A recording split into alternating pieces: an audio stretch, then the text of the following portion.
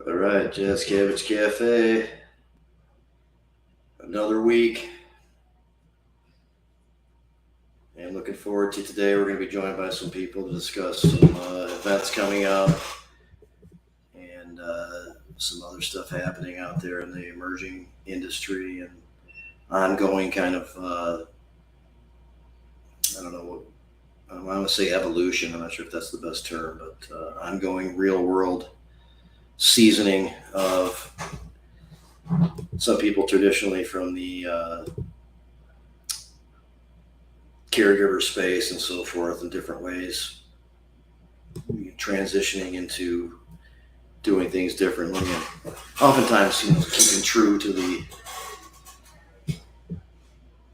historical perspective and cultural perspective, but realizing there's a better pathway for staying in business by looking at what the options are in the regulated system. And it's tough for some people to swallow, but it does go on. Anton's not joining us today, but he is hanging out in Tucson, taking a break from everything, hopefully having a great time, and hoping that we have a good show. We already heard from Dion, said hi, and glad to have people checking in on us again. I'm live from Manistee. I didn't put that on the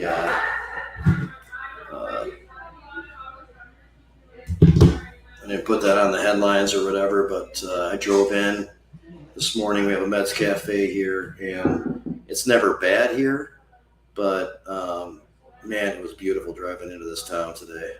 The sun hitting the water. This store is right across the street from some water, and it's just really nice. And I know a lot of people will be out here in the summertime. Oh, cool. So it's only a live broadcast. Don't worry about it.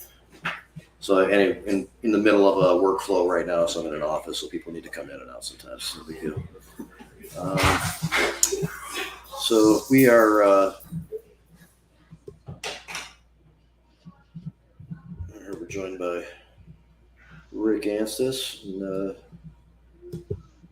a few others joining us. Joe, Hey Bay there. City, with his store, and Anton again saying the flower sucks in Arizona. We talk to people, from time to time who get to travel around and try cannabis from different places. Rick, you may have had some of those conversations too.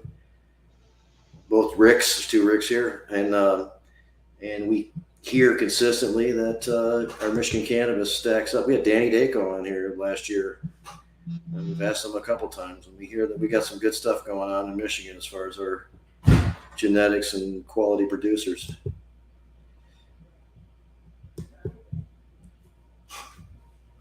Looks like Rick is with Rick Anstis from Big Cloud Presents and Legacy events and doing other things in the industry, including, I think, doing a really good job of picking up some slack in the advocacy world and doing a lot of stuff that's important.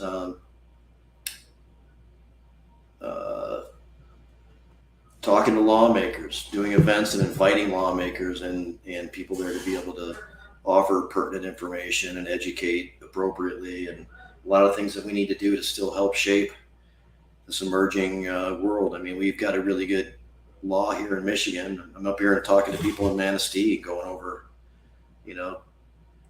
how well we have it comparatively and that kind of stuff. But in the middle of that conversation, we always will stop and say, but we still have a lot of work to do to make improvements. And there are people out there doing it. There's a lot of people that have been doing it for a while, such as Rick and Thompson and myself, and even some really old schoolers, that are still doing this stuff. And that's awesome. But there's a wave of energy that's come on in the last couple of years too. That's really been noticeable and helpful and necessary, and we've been able to stave off some bad shit and hopefully get some good ideas in the mix, especially with some of the changes in the legislature and stuff. So we talk a little bit about some of the advocacy and activism that Rick's got going on, but we also have a couple of big events, or at least the legacy event coming up that he and his crew are putting on, and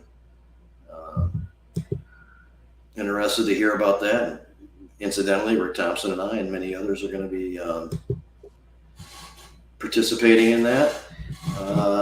Some other people are trying to come on. They're saying they have a hard time getting on here. But Rick, you are here. You joined us. I really appreciate it, man. Let us know a little bit about what leads up to this legacy event and the the important components of it. What the point is.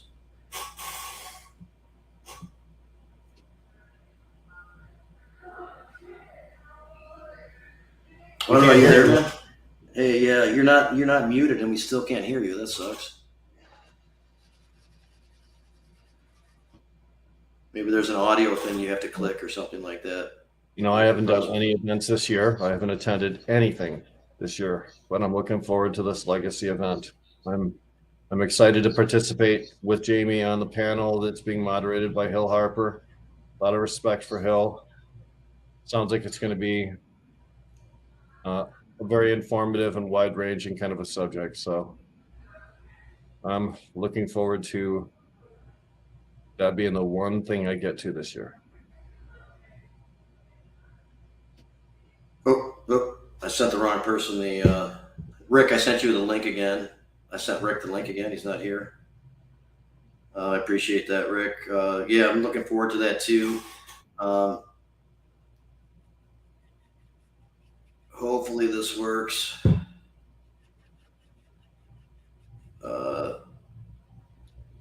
Let's see here. Sorry, everybody. Rick, can you there? Can you say stuff? Yeah, can you hear me now? So much better. Yes, thank you.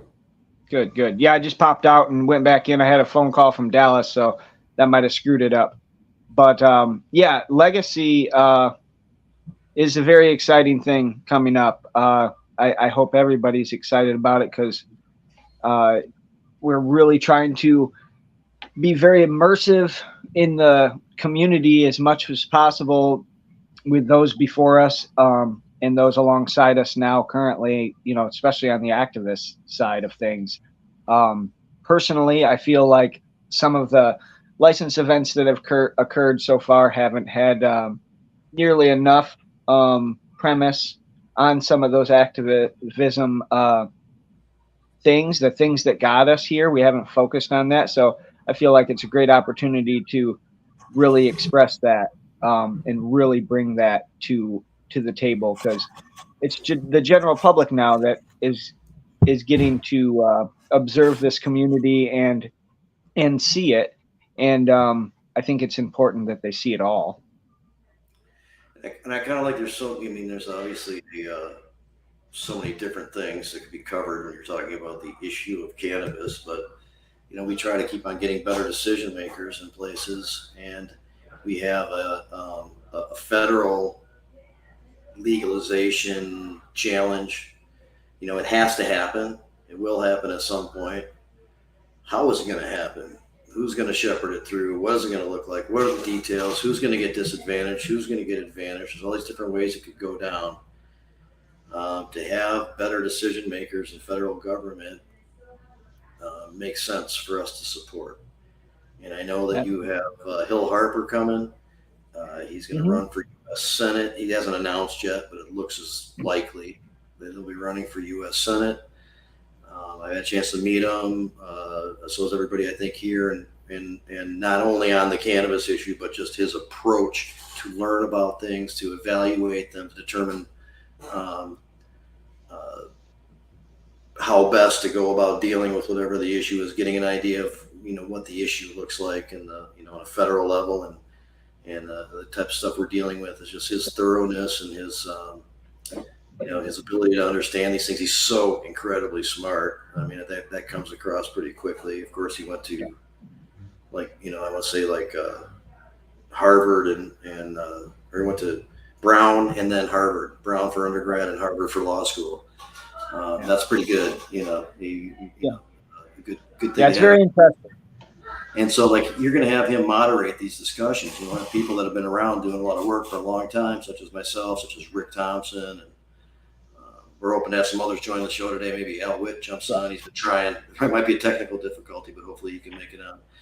Yeah, and I think Kurt, et cetera. But go ahead, Rick. Yeah, just a nice setup. I think it's a great opportunity. Again, I just think I love the opportunity, the ability to create that cannabis gives us. And like you said, with Hill Harper, it's a unique scenario because not only do I have this very unique moderator for this panel, this discussion panel, but like you said, he's running for state or getting ready to announce that Senate bid, and it's going to give him the information, or at least some, on the grassroots side of things to understand it. And I think, like you said, again, his approach, lawmakers and people running for office don't always do that legitimately, right? Like they go into a shoe factory and they say, yeah, let's save the shoes and, vote for me. But then they're gone. Whereas I feel like his heart is here. He wants to understand to put it in its best place, that's the kind of thought process we need, in my opinion. So I'm picturing he's taking interest in this issue, and the person he's primarily going to run against, which is somebody who's serving in Congress right now, named Alyssa Slotkin, who has a formidable background getting to this point. She won in a really tough district a few sessions ago for that congressional seat before the gerrymandering stuff was fixed, and it was primarily a conservative district, and she still won. And that's impressive, but maybe as a result, or maybe just where she's coming from, we never got great response out of her for the cannabis issue, or recognition of its importance and prioritizing it on some level, or understanding that's important to her constituents. And that was always kind of frustrating. And I know that's not the case for Bill Harper. So I definitely, appreciate that. Yeah. He has my support. Yeah. Looking forward to hanging out.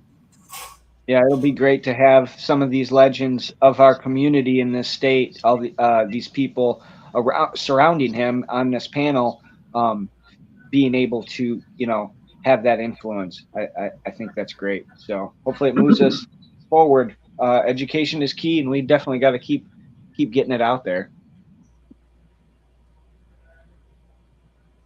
I agree. And so he'll be able to ask questions that are based upon things he's been looking at this issue for a little bit. He's not totally blind to it. He's also has a connection with Cory Booker, who is a current senator who has taken some lead on this issue and is reasonable about it. And so his influence and things he can learn from him as it pertains to the practical situation of how that's working in the Senate is really good too. And maybe he can come here and help stump for him a little bit during the campaign. I think that'd probably be strong for him as well. But he's going to be asking us questions and learning about this as we go along, plus providing this forum, an opportunity for everybody there to be in on this discussion. Just kind of looking forward to that. That's a great scenario that you set up. Yeah, and this scenario that is getting set up, it is still in its infancy, so to speak. I'm developing the question. So since I have both of you guys here, help me out. Give me something that's gritty that would be good good to bring up in conversation. What Michigan experience would translate best to newly created federal law? What did we learn in Michigan passing both the medical in 2008, the screwed up legislatively created MMFLA in 2016, and then our beautiful handwritten, lovely MRTMA in 2018? What lesson did we learn from passing those that would be best applied when federal law actually seriously gets considered for change? That's a good question. I like that. Yeah. And I believe that is a valued question, because I think Michigan, in my opinion, probably one of the leading states setting an example. And I think a lot of that comes from the people. We did this, and we should hold our heads proud and stay in this fight, and keep it going forward. So I'm excited. Look, I agree with what you said, but what I'm really concerned about is on a federal level that the people's voice has no representation, right? You've got the National Cannabis Industry Association, who's there representing business interests. You've got other organizations there that are representing, lobbyists representing their interests, but there's nobody there that represents us. And since there's no federal ballot proposal that you could ever put forth. We can't pass it the way we did in Michigan. So I am very concerned that any federal law that gets passed is going to be business centric and very heavy on things like taxes and restrictions. The tax issue is going to be a tough one, and I know there's more awareness than there used to be, but I'm just concerned with the same issue that they're going to think that it's an opportunity to raise revenue here, and we'll just tax these guys, and obviously that'll cause an issue for making the product accessible to people at a fair price, and they won't realize the issues that caused until they have to scale it back because it didn't work and that kind of stuff. Hopefully we can get on top of it in the first place. Yeah. I will say, like, ASA was just there. That's a consumer group. Normal goes there sometimes and has and regularly, I should say, not just sometimes, regularly, and has a good presence in DC and represents consumers on some levels too. But it's not the same as what we experience in Michigan. That's numerically, the ASA representative, the normal representative, versus all of the people lobbying on behalf of business interests in Washington, D.C. So are there people on the ground there that like what we do and like who we are and try and represent our interests? Yes. But will their voices make a difference when everybody's screaming for attention and what they're saying are things like, interstate commerce and business protections and everything else? I recognize the importance of federal changes, 280E, all the rest of that stuff too. But when we create a federal law, I would like it to be human-centric as opposed to, commercial-centric. Yeah. And so we've been joined by Dallas in the meantime. I haven't mentioned that. Sorry, Dallas. The conversation was ongoing, and definitely a crew member with Rick on these guys have been able to just do a lot of good work at large, in the community and that kind of stuff. We've got some experience with some events and have some good network of people together. So they're going to try their hand at coming in at this big event in July and hopefully bring a lot of good information to people, on top of a really fun time in which you can listen to great music and hang out with cool people and smoke cannabis and get cannabis. Well, and educationally as well. Dallas, go ahead and tell them what you got going on that hash. So there's a few things going on, but we're going to have a hash tent where we're going to have a lot of educational things going on. We actually got Diggity Bank and Trip Scientific's hash class. It's going to be a 2-day class, $500 a person. The first day they're going to teach you how to wash and prep the bags, and the second day they're going to teach you how to press and all the cure tech after that. It's going to be the first of its kind, a metric hash class with metric material from a pretty old school hash maker that I admire a lot. And it's a good opportunity. I think it's a great price. Most events are, most of the hash classes are $1,000 a head, so we try to make it affordable and, for the people. We got 20 seats available and they're filling up. So if they're interested, is it first come, first serve to those attending the event, or are they separate classes that people are paying? It's a separate class. Yeah, you definitely gotta pay and RSVP. It actually starts before the festival even opens, so you get a little vaccine action. Get to go get in a little bit before they skip the lines. Basically, it's got some perks. So certainly, like somebody in the commercial system could learn from these techniques, and then somebody who might want to stay out of it could learn something from these too. This is something for everyone.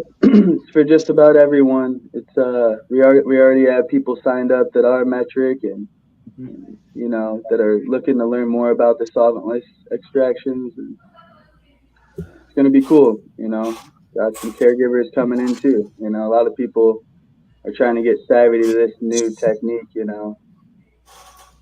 There was just a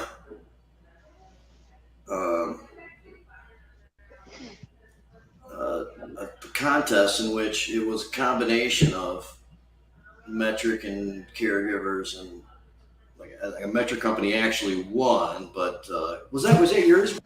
Was that like that golfing thing? No, we had Apex that his going metric went at Hetty at the Clouds, um, and I don't know that I think they just went metric or are going metric. Yeah, yeah. There Well, was I some. saw a competition in which there was kind of a combination. It was cool. That was Yeah, the point.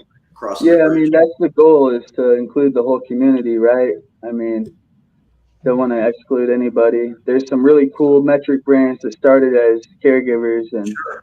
And we're then part looking of to the history highlight comes, them. comes with that discussion too, man, which is Yeah, for appropriate sure. and helpful. So Al Witt will be at the Legacy event, and we haven't talked about locations, specific dates, and stuff like that yet. But Al has a unique and distinct history of his own in this whole world. We're going to talk about that more on a special show because that deserves a lot more time. But somebody who was rattled by this whole uh, war on cannabis and war on drugs for a while, and spent time in jail, but came back out and fought back by becoming from within the system by becoming city council member of Gaylord, halfway through his second term right now, and has higher aspirations. So it's all part of the cool story. I know that's one of the reasons why you want to present them at your events and let people yeah. know about that history and a good way of dealing with these things. Yeah, Well, yeah, absolutely. and having people understand some of these stories that aren't necessarily accentuated quite enough. I mean, a story like his, it just everybody should hear it. You should hear what that man did. It's very important. Yeah. So yeah, I'm excited for that. Oh yeah, it's gonna be A fun. lot of legends coming out. We got John Sinclair, you know, Danny Danko, Ed Rosenthal. It's going to be a great time. Bone Thugs and Harmony, Immersive, Honeycomb, a couple jam bands. It's going to be a vibe for everybody, you know. It's a community Got a place. certified doctor on site, Dr. Bridget Williams. She's now in the Michigan license area for she got her medical license here now, so she's available for cards and helping that program out.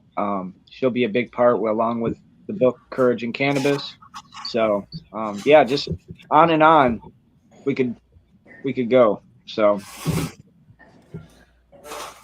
Gail's throwing in, there's an event in Hazel Park, which is by Detroit. There's this new place there called Eastern Palace. I have been there. It's a really cool place. It's like a tiki bar. And there's a separate barbecue restaurant that you can order food from that's connected to it right there. It is really cool. And there's going to be a Kurt Gore, heavily involved in this industry, started off BDT head shops years ago.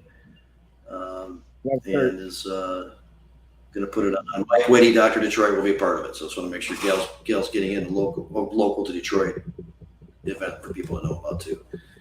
Right. Nice. So Al, you've been lined up to be at this event because you have stuff to share, and I know you continue to not only do what you can do from within the system. But you're looking at future involvement in the industry itself, and you put yourself in a really good position. I think people like to hear that. They don't like to hear about all the stuff you went through, but the end of the story, where we are now, is pretty cool. So how are you doing?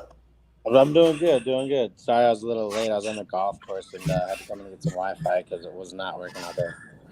But Al's an elitist. He's always on the golf course. No, no, I play men's league, but no, it's good. I'm excited.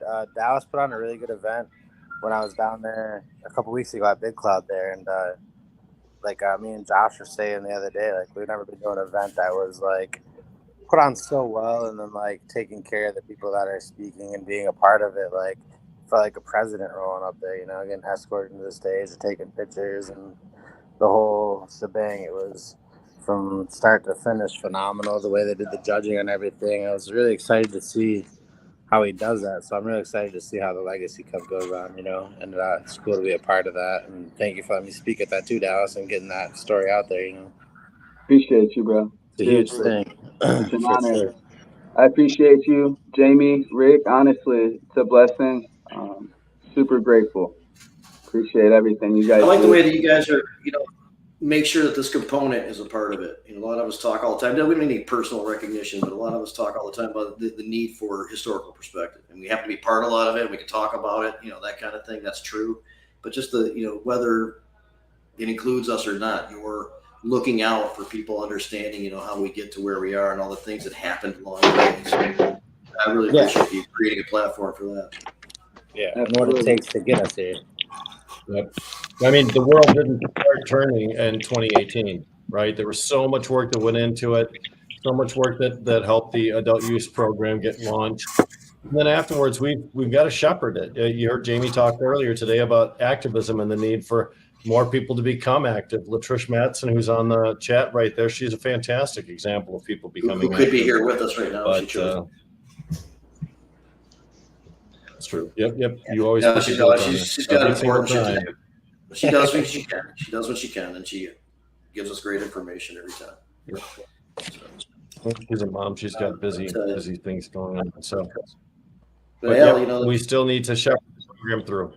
Yeah, and so Al went through a time when Gaylord was somewhat tolerant of these, pre-state recognized activity going on, and was involved in a dispensary there. And as happened, unfortunately, in some other areas around the state, after some stuff started proliferating, these multi-jurisdictional task forces would take it upon themselves to go in and with the paramilitary invasion, hit these businesses and some associated houses, and over a little bit of cannabis and no victims or anything, just create havoc for many families and that kind of stuff. And unfortunately, that happened up in Gaylord, and a lot of people had to live through that stuff, and there were criminal charges and prosecutions and jail time, and a few people got caught up in that, Al being one of them. But a lot of the stuff that you guys did in response, leading up to the hearings and that kind of stuff, educating the community on these issues, the jury nullification stuff, which was pretty intense. The guy on the other side of the state was distributing pamphlets on the public sidewalk and got into some. He sure did. So to just go for it the way you guys did was pretty ballsy. And again, this requires a whole show in and of itself. And I know that there are other people interested in your story, and they're going to be putting it out there too, and they should. And so we're going to spend more time on it and really, flesh these things out. But just we're talking about the intensity of what people had to deal with, Yeah, it's crazy, and a lot of people don't realize that. Nowadays, weed's legal, we can all have it. That's cool, we voted. There's a lot more than that goes into doing that, the people's lives that were lost, the people that went to jail, families got destroyed, a lot of crazy things happens, and it's good to keep that knowledge and history so people are informed that this is what it took us to get here, you know what I mean? And so, after one of the first round of raids happened, I was up there for a couple of them, but Sharmy and I went up after the first one. Seems to me maybe with some other people too. I don't think Rick hit that trip with us, but was up there for some other stuff. But Sharmy saying it was bullshit because she was there, part of it, helping out with the aftermath. Yeah, oh yeah. Some of that. Bobby West. So I remember hung out at Spark in the Park a little bit with Bobby West recently. That was pretty fun. He had squash off going on. Is there something like that happening for a legacy event coming up? Yeah, we got a lot of people ready to come to the squash up there, Dallas. What's going on with all that? Oh, dude, yeah. We're going to talk about it. Yeah, I've been trying to get a hold of him. So we're trying to get him out there, man, make it work. It's a lot of logistics, I guess, with the message running around. He just made this message on here, so hopefully he can hear you if you're trying to get him out there. We'll just have to make contact with him and get. We got him. We've been in talks, so we just got to shore it up. But yeah, for sure, It work, but yeah, I'll get a hold of him. Trying to make it work. There's a lot of logistics going into it right now, and the metric stuff kind of complicates it. Hey, Dallas, we're starting off the park somehow. So. That's a huge thing too, Jamie. We need to talk about that. Say what SANE stand for. That was a multi-jurisdictional on newborns. Straight Area Narcotic Enforcement Team. SANE is the Straight Area Narcotic Enforcement Team. It's one of the paramilitary police organizations that they use to conduct raids of incredibly peaceful caregivers who never resisted and never created problems, but still got their doors kicked down and guns pointed at their children and their dogs shot. So it Yeah, was, and Al was pointing out the issues, some other issues that Charmy brought up. Yeah, go ahead, Al. Explain the importance of what Charmy said. Oh, it's just the way that these tactical self-funded police forms worked back in the day, like that, with civil asset forfeitures and coming into people's house like that. Like the one couple she was speaking about, they literally took an urn that clearly doesn't have any drugs or narcotics in it and dumped the ashes all across the living room with their unborn baby. Like that's fucked up. Where's the That's, morals in that? You know what I'm saying? Like, there's so many of those and stories. even like Jamie and her son, they raided her mom's shop and her shop, everything that they put into their whole entire life savings, and then come take all that, and then CPS comes to take her kid, and she shot her kid and took her own life. You know what I'm saying? Like, those stories need to be heard. Like that shit. That's victims of the drug war. They literally lost their family, their own lives. Like Bradley had a heart attack going through trial. Like it's crazy. That's just the cases in Gaylord, Michigan. There's so many more of them across the state and the country. It's crazy. But it's definitely very important to remember those things and the people that went through and the lives that were lost to get us to where we're at today, to be able to have an event like the Legacy Cup. Like all these people's lives were affected by that, and it's crazy. Well, and that's like go ahead. Me being in like just the cannabis industry and going to like all meetings. It doesn't matter where we're at, who you're talking to and associate with. We all have something in common when it comes to cannabis, whether we know an aunt, an uncle, a friend, a relative that helped out, or you know what I'm saying? Like there's so many different unique things the cannabis industry does for people, and how it connects us all together like that, and how we unite to make change. It's crazy to see how that actually works, and it's good to see that the American way does work by us uniting as one and standing up and changing the laws like we have done. You know what I mean? And it's taken an army, like Jamie and Rick themselves. I mean, these guys have done so much shit in the cannabis industry, and it's crazy. I feel like I'm just a little small part of it, but also had a huge impact. It's nuts, Mm-hmm. but like, there's generations of us that have been doing this. It's amazing. But It's taken thousands of us over decades, but there are some people and some instances and some things that are intense and meaningful and should be reflected on. People should know. I agree. yeah, but Al, your story includes you going into public service in order to make change in your community, and then and also helping to bring other people of a similar mindset onto council and eventually even in the mayor's position to really create an environment in your community where people are embracing cannabis businesses and cannabis possession, use, and everything. So yes, there's a million stories out there, but yours has a special ending that not very many other stories have. Eric Gunnels, that's about it, man. Al, do you appreciate the happy ending? Yeah, I mean, what really made me feel good is when I look at the general fund from being to just getting on city council and seeing us only have $100,000 in our general fund spendings to, 6 years later, 2 years into the marijuana thing, and we have over 10% of the general fund for our city of an $11 million budget is from cannabis. So we have a $1.1 million sitting in our general fund that was never there before until cannabis. So when I look at that and go, I didn't get rich. I didn't make any money off of this. Like I went to jail. I'm, still slaving away like everybody else. But to see that our community gets that back out of it, sitting in jail, going through all that shit is worth it. I love my community. I love where I'm from. I'll always be here. And just to see that benefit and to see like we paid our fire and EMS millage with marijuana money. So like our civilians are protected for fire and EMS because of marijuana. Like that is a beautiful thing. And that right there makes me, everything was worth it. You know what I'm saying? Like, yeah, I didn't get rich off it or anything like that. But at the end of the day, look what it's doing for the communities. Look what it's doing for the communities across the entire state. And then when I go into a store, hey, my friends, hey, I'm working over here. I'm working over there. And they all have these jobs in the weed industry. It's like my friends, my family members, co-workers, just other people inside of our community are getting a different way of life because of these opportunities that we have created. And it's a beautiful thing to see that part of it. You know what I'm saying? This is what we promised when we created this law. Right. That's exactly what we promised to do amongst every small community that took this on, every big city. We're going to change the development of those cities and towns, change the mindset. If they were an old farming town or an old mining town or whatever, and they're no longer anything, well, now they can have a cannabis industry and become something again, create jobs. This is exactly what it is meant to do. Exactly. Jamie and I came across the state in 2015, 2016 in support of the first MI legalized, talking to any local community that would listen to us.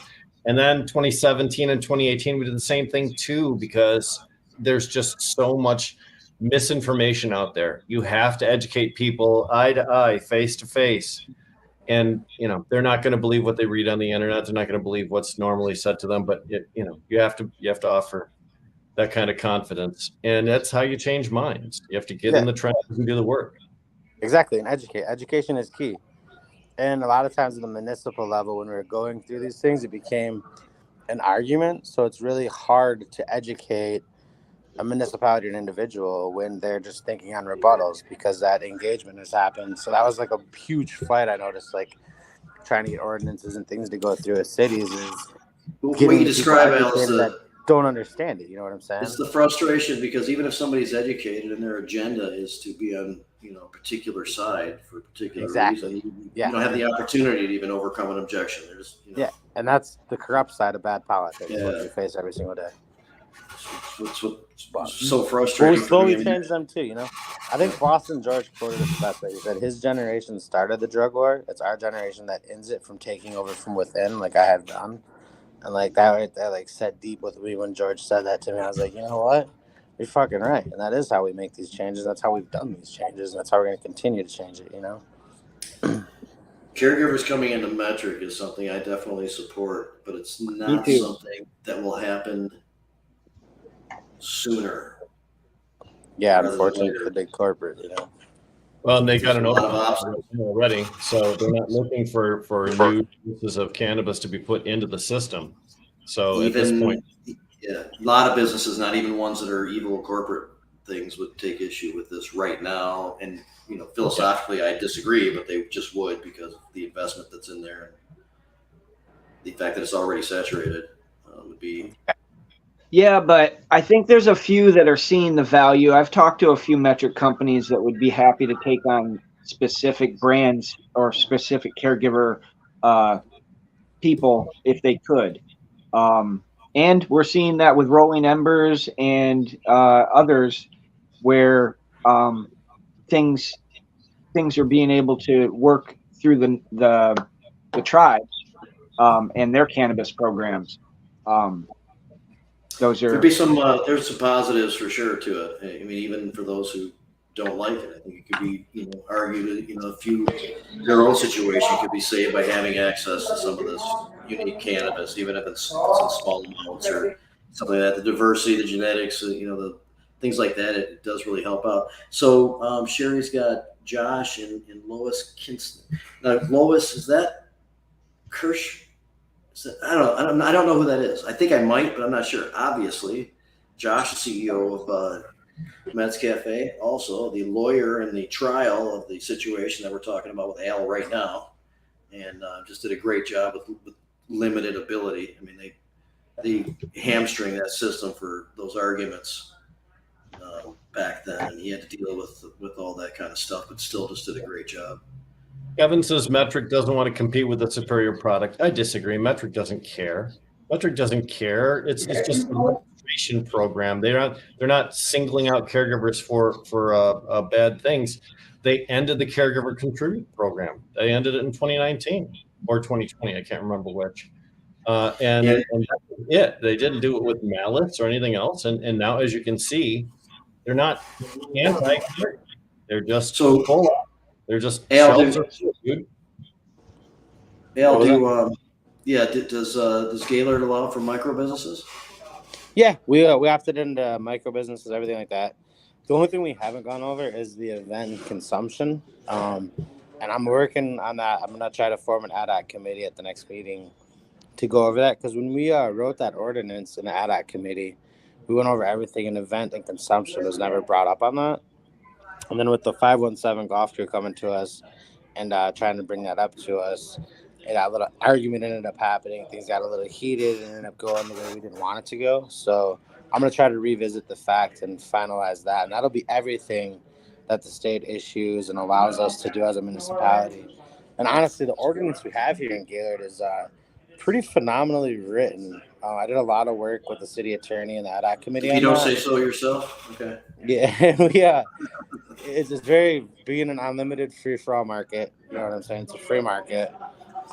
We're set up in a safe way to where the municipality is not going to get sued, but the businesses still can operate to their full potential. You know what I'm And saying? I noticed you guys restricted a license for somebody recently that wasn't complying for a while. They straightened it out, and I think eventually you got it back. Yeah. But you're serious about it. You're like, follow our rules, and you're good. You know. Yeah, it was exclusive. They shouldn't have even technically opened. They had their lighting wasn't up to code. It was shining out into the road. That was the first step that they had to take before even opening. They ended up opening it up without fixing that. And then we're doing allowing people to consume inside the parking lot and had a tent outside of there. We're doing curbside. Like all the things we don't allow and none of the other dispensaries can do, these people decided they could do it. So that's why we ended up pulling their license for a couple weeks so they could refix those issues. They kind of forced the city. I think it's nice that you gave them the opportunity to fix the issues after being so egregiously running roughshod over the rules. Yeah, and I kind of in a way it was a slap to the city's face. You know, like we're out here trying to help everybody do this. Everybody else plays by the rules, but these guys think they couldn't do it. So we had to do something about it. So that's why that happened like that. Right. But like I said, they kind of forced our hand on that. You know? Yeah, like, of course. Yeah, I mean, it shouldn't do that stuff. There's parameters for a reason for lots of stuff. Yeah, exactly. So, Red Setters brought up the municipalities. You know, they should allow micro businesses, and that is, you know, attacking micro businesses is a part of what the big money interests were doing. Anything not them that they could thwart as being a part of things, they did. So, not including it on ordinances on purpose or having it taken off, or that kind of stuff has happened traditionally. That's why it's not every. I appreciate that it's either. We didn't go forward with medical. I wish we did go with medical, and I try explaining to them like patients need clean, non-remediated marijuana, and that comes from medical establishments. And I always ask people, I was like, you guys know the difference between recreational and medical? And a lot of people are like, oh, this isn't, well, it's 90,000 parts per million of mold. So the medical stuff is a tougher standard for sure, but I don't think it eliminates remediation. No, but you hold it to a higher standard for less mold that you're giving to sick people that actually really need it. That's why we're here, you know what I mean? Right, but I think that's probably going to go away, and it'll lean more toward what the MRTMA is now in a future time when the medical program just isn't competitive. It kind of dissolves because it's a prohibitive, restricted program. It says medical, but it's really kind of a shitty program. Right. Oh yeah, absolutely.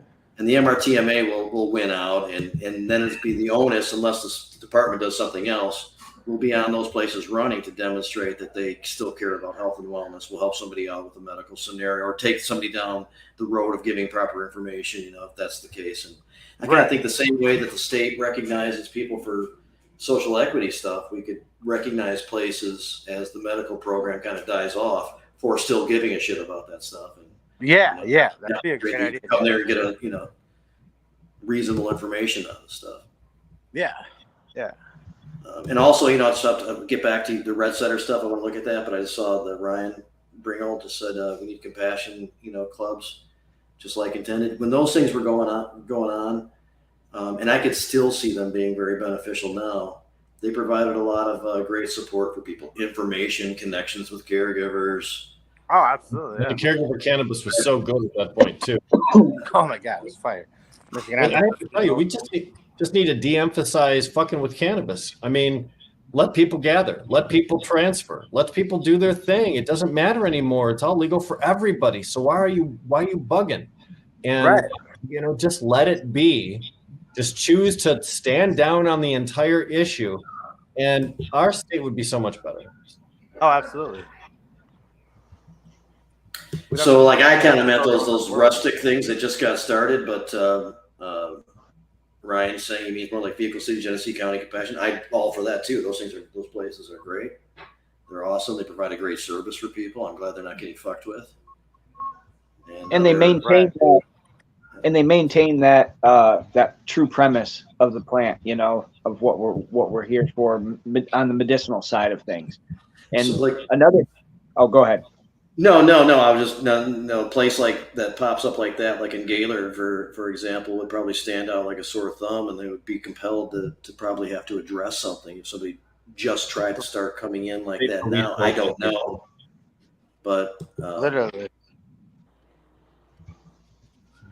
Hey, Ward. anyway, go ahead, Rick. I'm sorry. I just wanted to just. No, I was just kind of I've been thinking about it a lot lately. With I wish there was a way for us to get it so everybody understands that recreational cannabis is still medical. So like no matter what we do, there's like a rule or a law that says there's no way to take out the medicinal values of cannabis. So you can't, by calling it recreational, you minimize it so much. It's just healing. It seems to just like speak to intent. But even though your intent is just to get kind of fucked up and have a fun time or whatever, whatever it is, you are still getting cannabinoids into your cannabinoid system, and your endocannabinoid things are going to get recharged and do their thing, and no matter what your intent was. I agree. Yeah, that should be more well known. Yeah, but without FDA rulings and without FDA validations, they'll never really lean there, even though we have all the proof we need. But the green room, Ward Smith was asking about Steve Green's shop. That was where I met. Yeah, that was fun. Yeah, that was cool. That's how I got here. Steve Green and Baby Bree. So the medical program we're talking about is the commercial medical program, not the MMMA with the caregivers and patients registry and that recognition. So that is something we would not want to peel back or change or in any way compromise. But the medical program, the commercial medical program, was passed by the legislature at a time when it was kind of designed around, in a way that was designed around benefiting, teeing up a few people from being able to get in and make the money. That didn't necessarily happen as they planned, but it also wasn't that great either. And a lot of the restrictions and prohibitions in it just keep it from being a very productive program. So that's going to go away probably. Just it'll either get combined legislatively if it can be done without a bunch of extra bullshit. They've tried it before, but the devil's always in the details. They try to put a bunch of extra bullshit in there. So we kind of worked against it and it didn't work. It is going to get tried again. If it's straightforward and it's just combining them, maybe that works. But likely people will try to fuck around and probably won't happen. But the medical system will die off because it's just not competitive. Like the commercial medical system will die off because it's not competitive. Yep. There'll always be a need for people to have patient cards, business-related issues. The whole pediatric program is embedded inside the medical marijuana 2008 program. And of course, caregivers, what a crucial component for the whole program, where you can provide for people who are incapable of providing for themselves. So there'll always be a need for those things. But as Jamie mentioned, the business licensing portion of the medical program will probably be combined with the adult use business licensing program. And the Vehicle City and GC3 are still work within the patient caregiver system and not the state recognized medical stores, provisioning centers and stuff like that. Right. It's a separate system. Yeah. They both predated. I mean, they were both going before 2016. Yeah, I've been going on for a long time. Mm-hmm. Definitely. But I could definitely see seeing more consumption lounges coming up as the years evolve, obviously, like I said, that's really why I want to work on the city of Gaylord really hard on that, because that's a whole nother revenue stream. Like we have a social. If somebody figures it out, it's like that's one of the reasons they're not all over the place, even though they're allowed. Is because it's difficult to get a consistent model that makes sense with those things, unless it's like right next to the dispensary that's also owned by it, where it can be part of the attraction to go to that location, get something, and just be able to smoke it right away. Yeah, right. Because it's cool. Anybody over 21 can buy the cannabis, but there's no legal place for them to consume it outside of their homes. And it becomes an issue, and you try to consume it inside your car, get caught. There's so many things that could happen there to where I could see where these consumption lounges would be very beneficial to allow a safe spot for people to use the cannabis. Yeah, especially people in some of the federal housing. Our good friend Mark Ryan, Mr. Tie Dye, he just had some. They went into his place for some reason, which I guess they were allowed to do. Just enter his place, they needed to, and there was just cannabis on his table. I mean, when he wasn't around, it's like a bag on his table. And they kicked him out, and it's up to the manager, I guess. There's a discretionary thing, but they decided to kick him out. And in fact, I briefly talked to Josh about helping him out. I don't think Mark, decided to fight it or anything, but I did talk to Josh about helping him out on that one, and he ended up moving out, just avoiding it that way. But that's really fucked up and stupid. And somebody like that could have stood to have a place to go instead of taking that risk. Right. Most apartment complexes have the same rule too. It's not just federal housing. That policy affects millions and millions of Americans. Yeah, literally. Another reason why we got to look at changes on the federal level. We do have experienced some movement forward with that and laying off and some stuff and that type of thing, but we need substantive change. It's just something that is subject to changing by a new policy of a new administration. Right. Need a law change, perspective change, and the federal government's the last one to get it.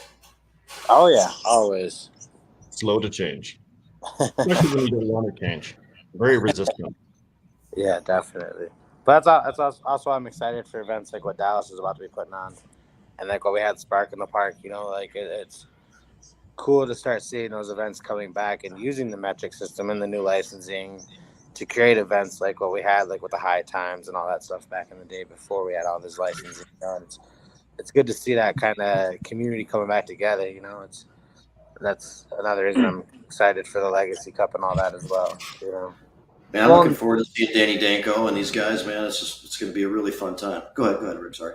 And that's part of it too, is that we've only had high times for pretty much all of this, for the most part, as an example. And yeah, why not have other examples of that, which I think across the country now is starting to happen. Really nice, big events that have lots of immersive, interactive things, which is great because, having options like that is good. Absolutely. And we haven't even talked about where it is, but it is extreme Southwest Michigan, and it's at one of the race tracks. Calling it the Weedway, right? The Speedway. It's the Weedway. Yeah, right. Yeah, Hartford Weedway. Yeah, we're going to be putting on, man. There's some really good metric companies that we're ready to introduce the community to, like Rising Roots. Excited to put them guys on. They're a really small batch, no-till organic brand. I actually just rolled up some of it. It all comes in the jars. Going with love by a small family, man, and they're doing it right, and they're going to be there alongside a bunch of other brands that we think actually have integrity, or at least a product worth showing the community. We want to curate an experience for you guys. We got some of the biggest glass artists in the world coming out, like Joe P. He's going to be there doing some live glass blowing for the community to see. We got Richie Villa coming out. And for all the VIP guests, we actually have one of the headiest Toro dab rig dab bars in the world. So that's going to be really cool to debut. Alongside Eastside Alchemy. I don't know if you guys are familiar with them, but they're also a metric brand that's doing their thing in the solventless game. And there's a lot of good cannabis and good products in the commercial system. It's true that you'll find more good cannabis and diversity of stuff in the caregiver system. I don't think that's questioned, but it's, some people take it a little bit too far and think that it's non-existent. But I know that Meds Cafe and our purchaser, Jake and CEO Josh, we brought up a couple times, really care about providing great cannabis at great prices, and so those few places that have it, are sought out, and relationships are made, and that's exactly what we try to foster. Is good cannabis, good quality cannabis at good prices. Right. That's what we were talking the other day, Jamie. The difference of like what separates Meds Cafe from a lot of other distros is the fact that everybody smokes weed on the team. So you have a pretty stiff judgment to go through to get into that store on the shelf. Like everybody's a connoisseur of cannabis, so like that's why it's the weed smoker's weed. Jake will visit the every place that he will make a purchase from to see their operation and to learn more about it. It's very cool how they do that. And it's got to meet the right pricing range for the market. And I mean, it's got, not doesn't beat them up to anything that's outside of what's going on. But many places are struggling. They still try to get a little bit more than what would be feasible for taking it to one of our stores and then trying to have any revenue generated from it, and to be able to take care of expenses and stuff. It's that tight. You have to be really careful with what you buy for where. So I personally think as soon as maybe I'm wrong, but I feel like at some point, if we get to a point where we're concerning and understanding how the plant is grown more, I think it'll gain value and it'll be able to separate itself. Like I said, small batch. People don't fully understand those aspects sometimes. I agree. Somebody can identify why there's more value in something like that. Right, they know more about it, they experience more, they can determine, there are a lot more time and care and patience and selection of genetics and all these things went into this. So I'm going to pay a little bit more for it because it's a lot more desirable, because I understand these components. Yeah, and I'd like to see that in the community, because one couple people that are forgotten about often is the grower and the geneticist. Some people are just like, oh yeah, I grew some seeds or this or that, and it's like, no, these guys created this, and then they honed it in, and they loved it, and they figured out amongst all these phenos what is good. And I mean, that's a lot of years. A lot of things to go into that. Yeah, that's not an overnight cycle. No, and then when you do kind of get it, so to speak, those things do make a lot more sense. And when you have that perspective, you'll select the thing that is, even if it costs a couple more bucks, the thing that does it for you a lot better.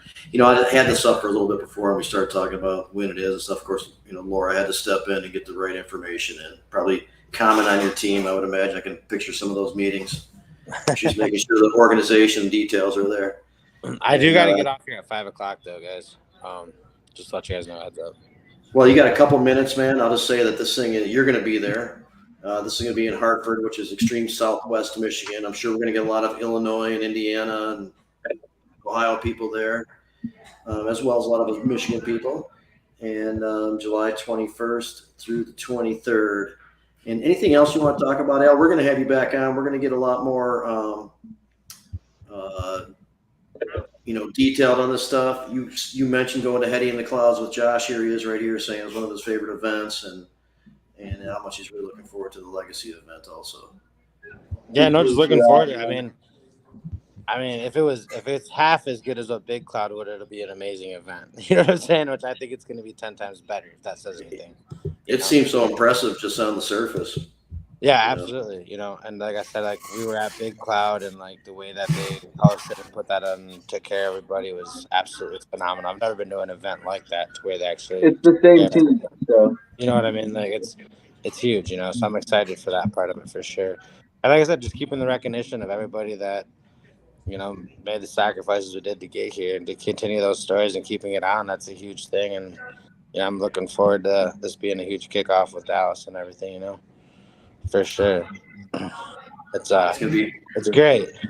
It's gonna be fun, man. If we got to hang out recently, first time in a while. If that doesn't happen before this event, I'm looking forward to seeing you again there. Yeah, and that included Captain Kirk and Michael Tui coming around. We got to do that boat for Meds in Sheboygan. Oh, totally, yeah.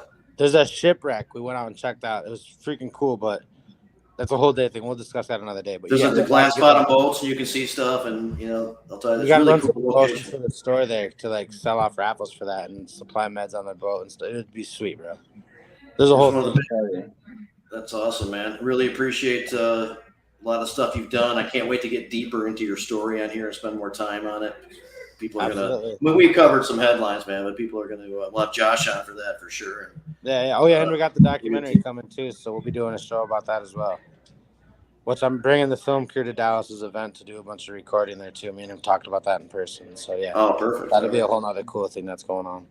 Meet us down there just for that. So one of the big guys from Big Cloud and Legacy, Robert Root here, saying hi and specifically addressing Dallas and Rick. I'm assuming he means Rick Anstis in this case. So he's addressing no one he knows and hangs out with all the time and leaving us out of it. He normally doesn't address, but that's something we chooses to connect with. And he doesn't. But, yeah, we love him. Big Cloud. His he brings an entire vibe, just he does everything, man, at these events too. We checking in cars and whatever it takes. He's out there doing everything, man. So he's the man.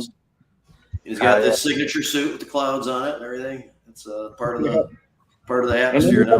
Anybody that can rock handlebar mustache, like I don't care who you are, you're a bad motherfucker. You met Josh? He says, "Hey, I love you guys," and then he says, "I love you guys," and he very specifically mentioned my name. So I can live with that one now. Left out. That's cool. No problemo, you men. Both Rick. Anyway, Al, if there's anything else you want to get in, man, please do. But I understand it's 5, so if you gotta. I think we got everything pretty much well covered, guys. I'll see you soon. What was that? I'll see you soon, man. I appreciate you very much. Yeah, for sure, Dallas. I'll be talking to you soon. I'll be talking to you too, Jamie. Sounds Rick and Rick, man. Always good to see you guys. You bet. You too. Definitely. I'll talk to you guys soon. Have a good day, guys. All right. See you, brother. Peace. That's cool. I'm glad Al had a chance to come on. I've been trying to do that for a little while, and like I said, I got a chance to hang with him a little bit, the other day. And Al's one of the best guys, man. He's a great guy. So Sharmy was on here earlier, and Maya came across him originally as a result of these raids and that kind of thing. We went up in response as activists. I was part of ASA. I still am part of ASA, but I went there as ASA at the time. And we talked to press and we talked to some of the law enforcement people and tried to offer a different perspective. I think we sounded good. I think we offered stuff that seemed like it makes sense. But, as we discussed earlier on this show, it's frustrating because you can have the right information. You can overcome somebody's objections. That's not going to solve the issue of who gets to make the money off of it at the time. And a lot of the work that Sharmy did was trying to stop that incentive of civil asset forfeiture and using cannabis as the low-hanging fruit to start an investigation. Policing for profit. Policing for profit. Taking people's shit, then with like this loose system, we're just taking your shit. And then they're incentivized because they get to keep the department or whoever takes the shit, gets to benefit from it. Yeah. Well, it happened all over the state. And I know, almost, I don't know if every county participated in it, but there was definitely a lot of them. Yeah, Oakland County by far. Big revenue generator is cannabis is low hanging fruit, and just saw it happen right in front of our face, and it's difficult to explain to some people that it's happening. Some people in the legislature, and maybe some people don't know this, and there have been some changes in laws, and it's not as bad as it was. It still needs to be fixed in some regards. But when we talk about civil asset forfeiture, that pertains to a different system in which your shit can be taken and you never even get charged for a crime, and it's legitimately still taken. I mean, you have an opportunity if you meet certain windows of time frames to go through that process to get your stuff back. Yeah, but you have to go prove that your item is innocent. So it's going to be like the state of Michigan versus a Ford pickup truck or something, and you have to go show that it had nothing to do with any illegal activity. And it's a really weird system, and it's stupid, and they get away with taking a bunch of shit because of it. Yeah, I just wanted to add this in. I was part of one of those as well in Detroit. I was at a organized caregiver thing, and don't know which group came in, but they came in and took everybody's everything and just told you to go home. They'll get a hold of you. They took everybody's everything, and nobody got a phone call. Nobody got a phone call. Were there any charges 6 months later? No, there was a gun charge on one person. It's the only thing that happened. Yep. And it was a slick. What year was this? We've been about 8 years now, at least that. Well, we'll say 6. Yeah, 6 years. So. Well, let's not forget that in Detroit, they had drug raid teams who have been prosecuted by the FBI for doing things like what you just described, Rick. And they would go outside of Wayne County in order to do those raids too, like on Red Dog. So when we talk about these things, if you're just tuning in, you're just watching the video, and you're like, "Wow, these are some bitter people that are just going over." No, this is historical fact, and it's documented, and you can Google the motherfucking shit out of it. Okay, it's all there. And by the way, if you really want to hear some of the horror stories of what happened during that time, listen to the old Planet Green Trees episodes from back in the day. They're all available on YouTube. And you'll be surprised, some of the attorneys describing some of the cases that they've been thrown at by people. Jamie, remember the raid over in Port Huron area where the women had their sex toys taken out? Gin, what's her name? Gin Pence or something like that. I'm sure maybe Charmy probably knows everything. But yeah, so they would take like personal items, dildos, lingerie, pictures, stuff like that. They found them in a house, and they'd lay them out on the bed, take pictures of it. The point being to try to make it kind of like humiliating for the person to want to come get their stuff back or whatever. This particular person, didn't have that perspective and came back and made it clear that they didn't understand why they stole her vibrator, and stuff like that, and did a great job in these committees and these testimonies and helped to describe it. She was on TV, National Story. Yeah, just how fucked up this is. But Michael Camorn and Charmy and stuff work with them to get their story out and demonstrate all these abuses, and how these abuses work and these things that they do to try to improve their situation of keeping all the stuff. And Charmy will tell you too. And there's some cases where it's known they're walking around just asking each other, "Hey, do you need a TV? Do you need that?" That kind of stuff. And it's just horrible. Like a shopping center. They look at your home like a shopping center. There was one case downriver where they actually got caught on like a nanny cam, and they were saying, "Oh, the lieutenant's going to want that drum set. You know how he's been looking for something for his kid, and all those speakers, they have to come too. We're going to get them all." You have no evidence that was ever purchased with drug proceeds. None. You just raided the house and found a small amount of cannabis, but now everything in the house you believe is your property to fuck with. These everything people built their entire life. Tractors. Remember antique firearms, Jamie? Remember? Oh my God! If Adam was here, he could talk about that because that's part of his story. So there was a time, and I don't believe that that's currently the way things are working. I haven't heard stories to justify that it is. Ed Boyle. Yep. One guy too. Yes, you're right, Ed. Yes. Yeah. But there was a time when this is what we had to endure. And this is what we suited up in armor and shield in order to protect the public from. It was a difficult time. The law passing itself, we said it many times, was supposed to be a shield, but it turned out to be a pathway for more arrests and civil asset forfeitures. A lot of and that's abuse. a testament too to the caregivers that have stayed through all of this, that are continued to stay in helping their 5 patients or however many patients they have.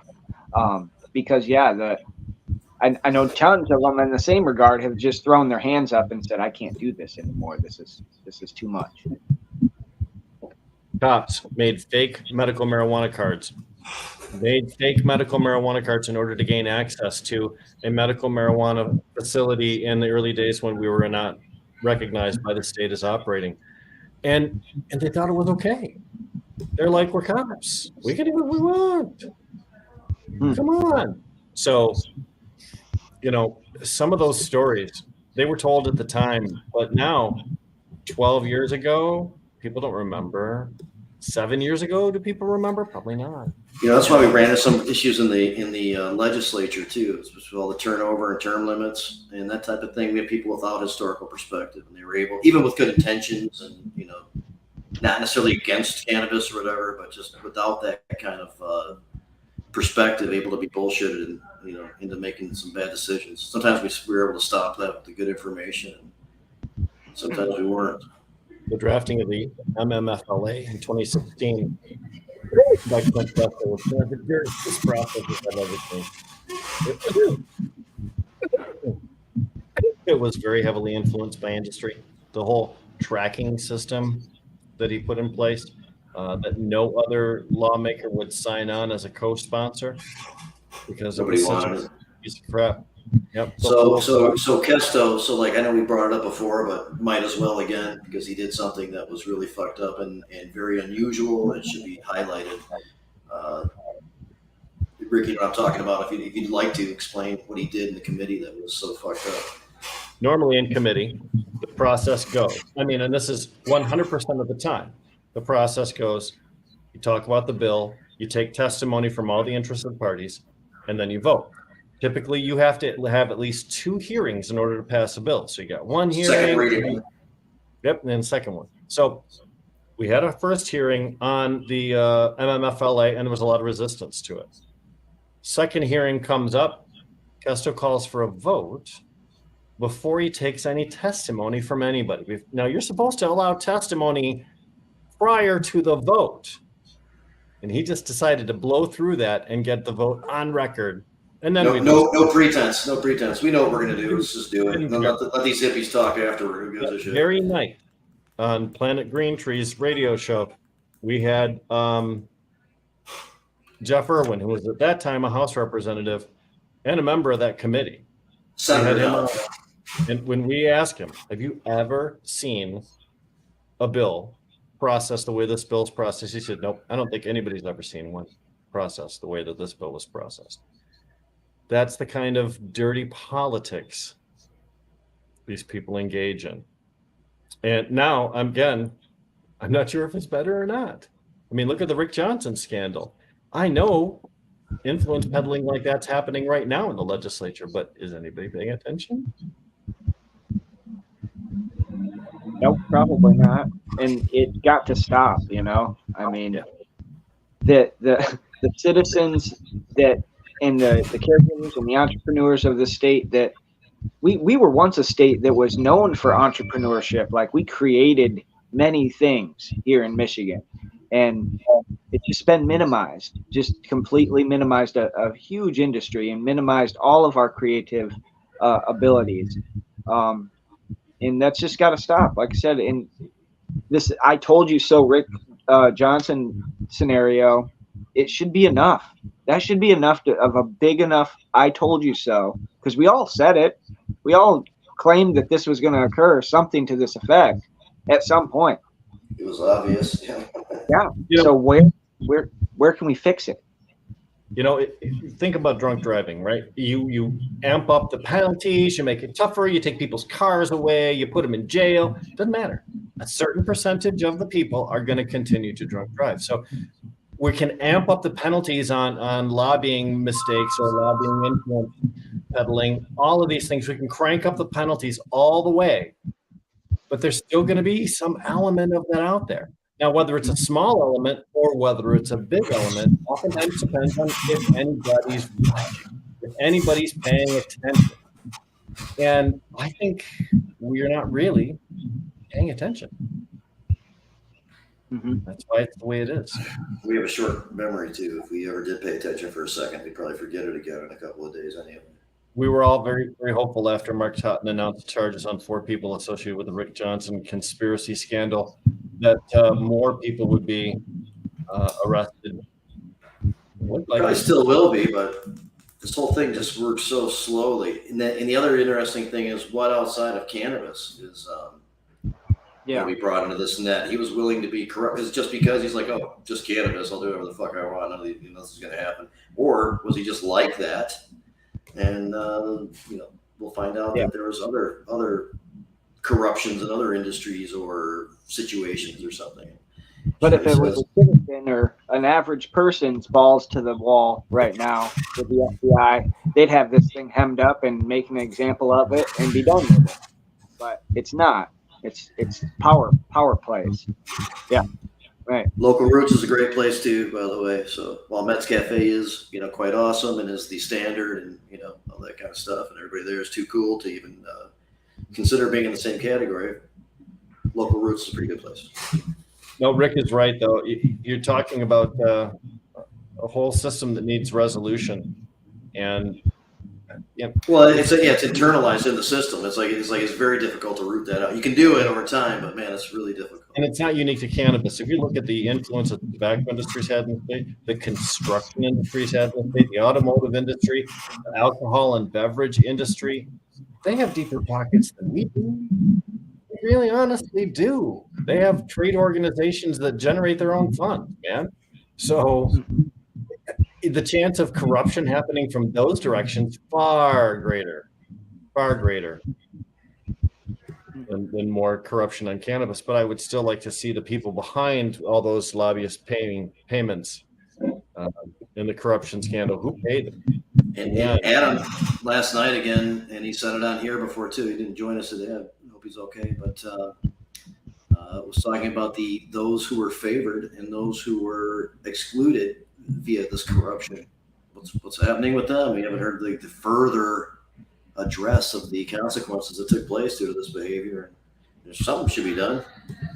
The MMFLA that we talked about being drafted in such a corrupt process created what was called the Medical Marijuana Licensing Board, and it existed for about 2 years, I think.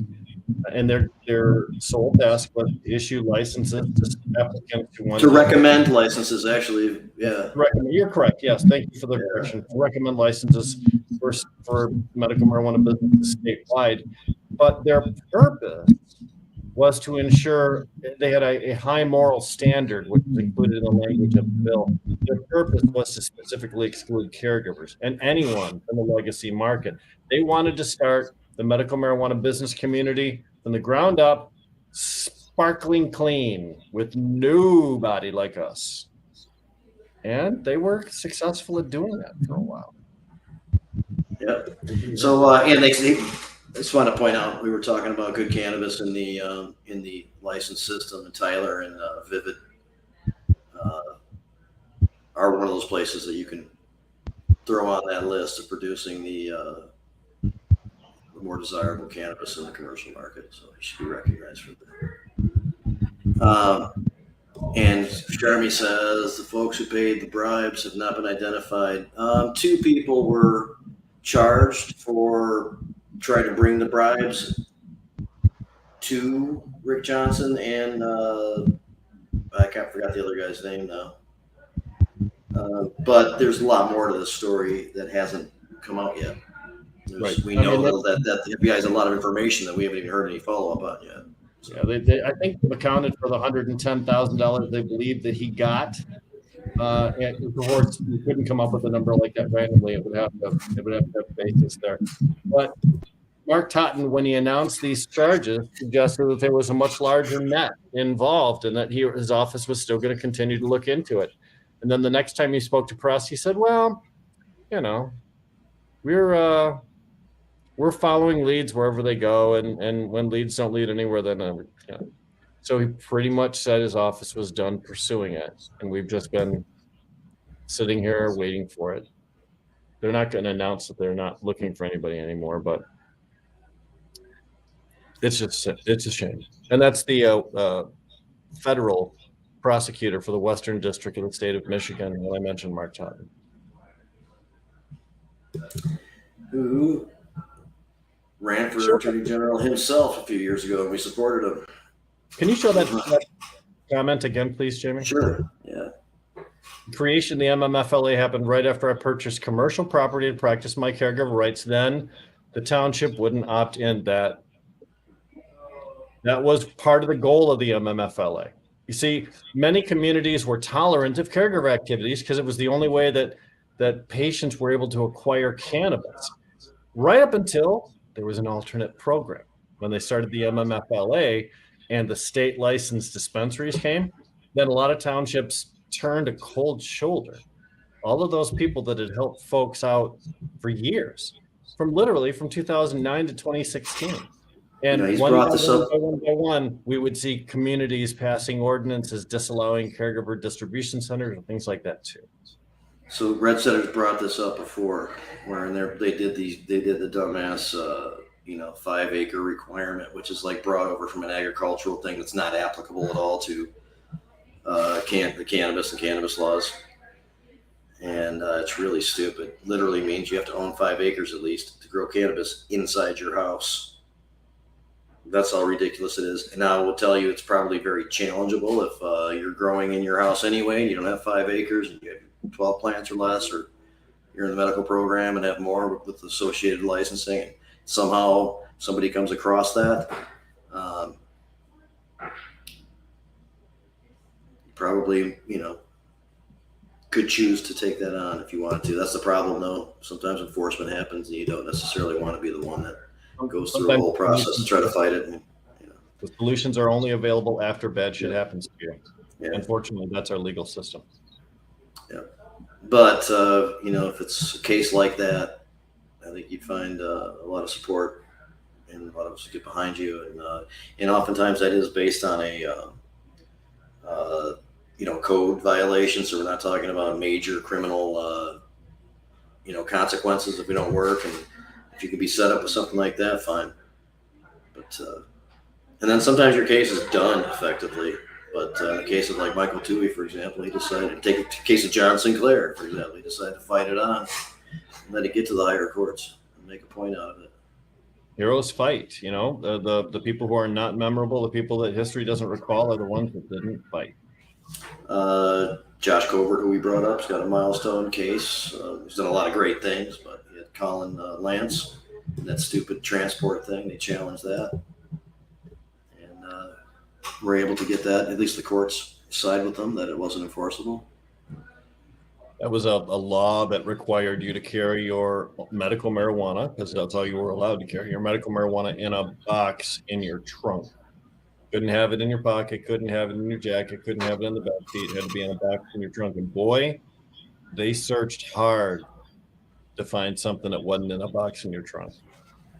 So they could have actually made that legitimate. It was just strange. So in 2012, there were 4 laws that were passed. 2 were amendments to the Michigan Medical Marijuana Act, and 2 were just new statutes. The new statutes, one of them was this transportation law. So it didn't change the act. The act remained superior. Ultimately, Josh argued that the act wasn't changed, so you can't make somebody do that. The act doesn't say you have to do it like that. So since it wasn't changed, you still don't have to. And that, it took a long time, and a lot of people got in trouble for that stupid law in the meantime. But the act was a voter-directed initiative, which means that it takes precedence over legislatively directed laws. So whenever there's a conflict between something that the legislature said and something that the people said, the people automatically win. And that was Josh's argument, that you can't put a restriction on people from the MMA because our law is superior to your law. Yeah. It still is. Change the act with the supermajority vote to do. And the thing is, I'm saying is they probably could have done it. They probably could have slid it into one of the amendments. Oh yeah, they could have probably gotten all the votes, so they just didn't do it like that. So fortunately for us, that's not the law. Yeah. Well, actually, it became the law later on, I guess, within the context of the updated MMFLA and stuff like that, and the manifests and all that shit. But that was all part of our transitionary time and our changes and all the weird shit that happened to get to where we are, and we still need to make some changes, of course. But this has been pretty cool to go over some of this stuff today, and it's like an offshoot of the discussion of this event, which is designed to have fun and participate in the industry and get a hold of some cannabis and do our thing, but also this whole educational, historical perspective aspect to it. That's how we start getting into some of these conversations, really going over here are things that happen. And we could spend hours on these types of anecdotes and stories and all these little things that contributed and added up. Each little battle in the war that we fought. Yeah. Man, Sharmy. Yeah. I'm saying Sharmy's on here. She came up to Big Rapids. We're getting the crew ready there, did like an orientation. And we, by Josh's insistence, likes to let people know that we distinguish ourselves in part from all the work that we have done and the stuff that we do continue to support and things like that. And that's part of our branding. And Charmy was able to come up and talk about some of the deeper history and her work with the Stop the Raids, which was a big project that she did that was really important at one point. And then when we were up in Sheboygan doing a similar thing there, Al Witt and Brad Forrester. In fact, it was really cool to see Brad Forrester. He lives around there. Rick and I were at Sheboygan early for one of the early like town hall type meetings or something when they were discussing whether or not they wanted to, opt in and things. And I think we were helpful in offering up good information at that time. And others such as Brad continued to kind of work with them, but they did adopt it and they got some stuff moving there. And Brad was big with Normal for a long time. He was inspiring to many of us coming into this thing. He worked with a guy named Greg Francisco earlier on. They did a lot of great work. And he came back and discussed his focus on the consumer, which was part of his work at Normal also, and part of what Rick Thompson carries on today. And that's a consumer-oriented organization when it comes down to it. A lot of activism, obviously, and it was great for him to show up and talk about the history too, along with Al and his story and part.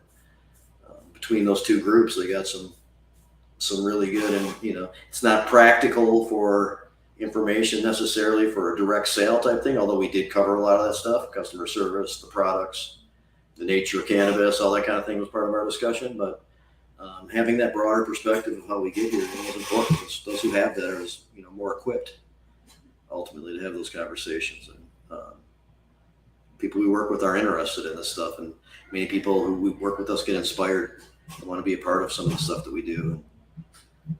It's a really cool approach. And ultimately, once we inspire somebody to check us out over somebody else, we've got the better cannabis at the good prices. And so it's been a good formula in this new world and stuff, but it's difficult, and it takes a really good team like we have, and making good decisions and to base things on what's best for the consumer seems to work. And Josh is really insightful, and not that sounds pretty basic, but not everybody does it. So here we are.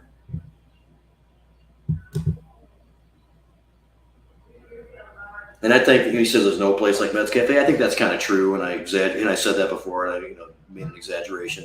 There are definitely other places out there that have this philosophy, that have good people in their ranks, people have contributed quite a bit and that type of thing, and who have made relationships with like-minded people, licenses, ancillary people, just others in the network, and working with each other and nurturing those relationships with thick and thin. It shows up, and you can tell who's doing that and who's not, kind of. And it's certainly more than us. We're supported by other great companies, and we support them. And that's why it works.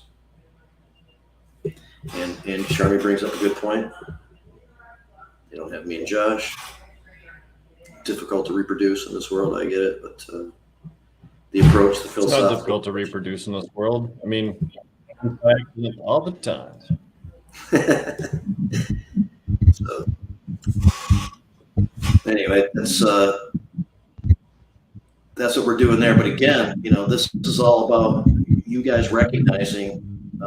I've had you muted a little bit, Rick, because there's like this extra noise and stuff. So, but Sure. But I want you to bite your off now to kind of bring this up, that you guys are like utilizing this platform that you've created. You probably have a successful event without this information being involved. Just having cannabis there, you're appealing to people from out of state in some regards, the border area. And that we still find to be really important. And those people come from out of state. We're going to talk about Michigan history quite a bit. But those people from out of state should see how Michigan got here. It'd be helpful for them. I remember doing a tour of Berkeley and San Francisco when I was out in California early on here. And it was really important, the things that they went through, the history that I was able to learn about there from those who participated in it, and that kind of thing. I mean, that was really good information. For me, I'm kind of, I just like to be able to take, I think we all should be able to take a ton of pride in all these things that Michigan has done. We should all be very prideful of that. Not so much that we're gloating or we're higher or better than anybody, but just take pride in what we've done. And these events, again, just an opportunity to express that. all this hard work from so many. It's really unique. Man, yeah, I agree with you. But this, this program that we have here in Michigan, we want to improve it, but it is one of the better ones, and we do have people looking in from all over the world and other states, just getting an idea of what can be happening for themselves if things play out a certain way. Maybe what to improve on, hopefully in some cases, but at least what to achieve. Yeah, and for me, a big aspect is the medical side of it, and to be able to express that. We have so many people that are coming here just for medical reasons, just to understand what is this new medicine for them. Coming from Arkansas or Kansas or Missouri or wherever they may have moved from with this curiosity. It's brand new. There's, as much as we've advanced ourselves in the caregiver industry, there's still a ton of people that are baby fresh, don't even understand it. So it's important for us, and also our responsibility to the plant and all this activism to be able to help them understand it when they come. So. Yeah, it's much appreciated, man. I'm sure it is great, useful information for those who want to check out, their own situation and compare it to ideas, what's going on here. And that's why it's important for those other states to be those who are interested anyway to have access to this kind of information. Well, I can give you an example. I'm not going to give you a name, but we have a gentleman that has been to everything that we've done in Jones and in Benton Harbor. He comes from Iowa, and he's fighting a terminal cancer right now, and it's been the Michigan Caregivers Medicine that's been fighting that back, and I can tell you that it's working. He's fighting back very hard, an aggressive melanoma, and let me tell you, that just makes my heart beat to know that we have that capacity to help somebody so far away and in a place that could not even remotely achieve this medicine, and he's able to get it. Of course, he has to come here for that, but he's got to take the risk of driving it back home and stuff too, unfortunately. And I hope something stupid doesn't happen during that route one of these times. Right. But obviously, I'm glad that Michigan's here for him. And it sucks that he's got that condition. I'm glad that there's some access, whether he's got to take a risk. We've all been taking risks for years, some way or another. And that's a testament to our caregiver community. We care. We see somebody like that in an event. He's there specifically for things to save and fight for his life. That's what we're here for. So. Right on. So, I'm going to mute you again for a second. I don't know what that background noise is, but I appreciate that. Dallas, while I'm thinking about it, we've crossed paths a few times. Definitely been aware of your contributions to, a lot of the stuff that we're talking about here today, and your, part of the team coming in to do this legacy event and stuff like that. But I'm not sure if I ever really had much of a conversation or heard much about what brings you here. And if, I'd like to introduce yourself just a little bit more in that regard, just while I'm thinking about it, because I don't know that. And I know that you're really passionate about it. So I'm sure there's a reason. Yeah. So I guess I've been living here in Michigan for a while, actually, for some years now, but my name's Dallas. I was a caregiver before any of this. I started growing to get the medicine to the people that I cared about because I grew up in Indiana, like 20 minutes from the border here. And my parents smoked, my grandparents smoked, and they medicated. It was something they needed, and I noticed that there was a lack of access. When I remember growing up, it was mostly mids, and it just wasn't the way. My mom had emphysema. I'm trying to source her clean medicine for her lungs. I want her to be able to smoke, but obviously, smoking shitty weed isn't going to help her situation. Same thing with my great aunts and great uncles. They all kind of relied on me, and so I came here to do the good thing, and I've been a caregiver for the last probably 4 years, 5 years. Okay. Maybe. But And helping out and starting inspired in part originally helping out people in need in your own yeah, family. absolutely. Yeah, being able to access the medicine, get it to my friends, you know, be able to do what I needed to do, and I managed to do that. So it was honestly a blessing, and it still is. So Right on, man. Yeah, I just like to have a little background. I know that you were inspired by something, and many people have their testimony, and I'm glad to hear that you didn't get inspired originally by having to treat yourself, which is a common testimony and something that we hear about, and oftentimes there's some good no, news at the end. it's kind of in my blood. You know, my middle name is Hayes, so if that lets you know anything. And I come from a cannabis background, so I'd say I'm definitely third generation. And Ryan's saying that there's a need for some sponsors for the Bridge Walk. I will say that those aren't usually that much. It's a really good cause, and people who I think Meds would probably be interested to talk about that later. But those who may have interest should contact Ryan and do that. We got that new location coming in Sheboygan, and we were hanging out. It's right off of the water, as Al was saying. You could come by the water behind it and see the building, back of the building, which is really cool. And we were kind of hanging out front, checking out. Somebody told us that under ideal weather conditions, you can see the bridge. I'm very interested in going somewhere in Sheboygan. Well, we have an eight destination location for you, just to get started with anyway. Good. A few days, there'll be a new Mets Cafe there. And, yeah, that town is, I don't know. I just love that town. If you can't say Sheboygan and not smile, there's something wrong with you. it's a cool place too, man. I mean, I've been through there a couple times, like I said, but hanging out the other day and checking it out and looking at it from the perspective of having a store, being part of a store there was really cool. It's a nice place.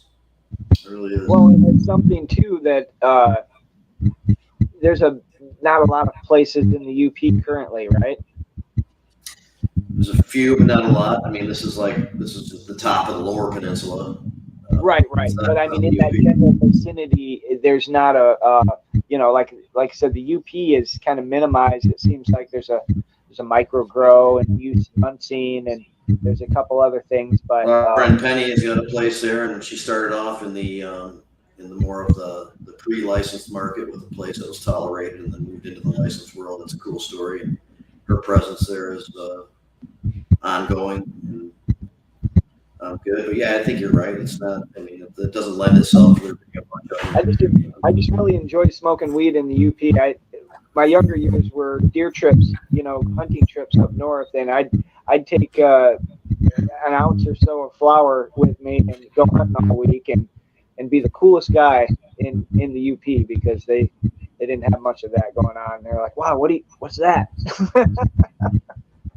Like, I'm not drinking this week. I'm just gonna smoke. Yeah.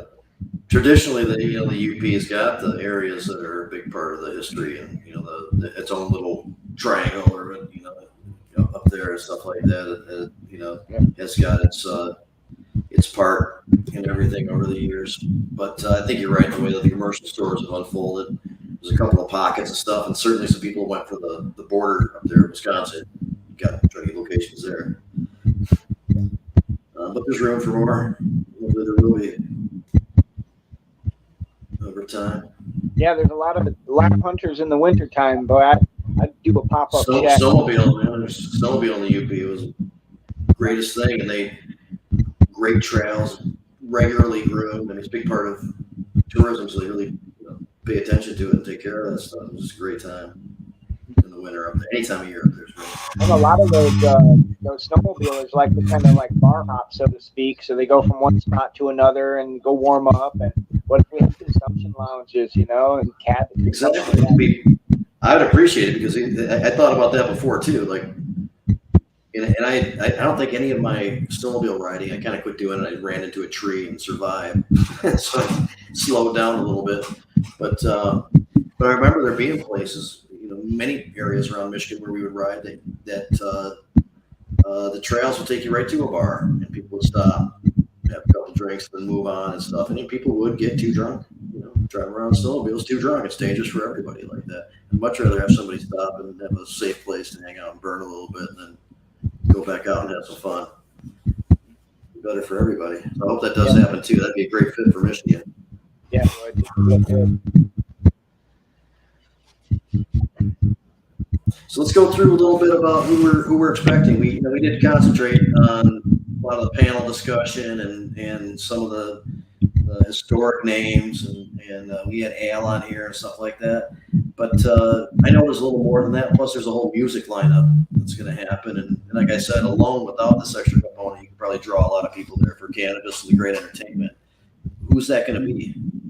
Who we're going to get to see there for a couple nights of music? Dallas? Yeah, we got all sorts of people coming, man.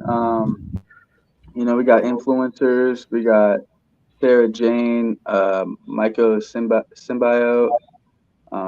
They got a Netflix documentary on mushrooms. Really cool people. Sesh for a Cause will be out there accepting donations to help the youth.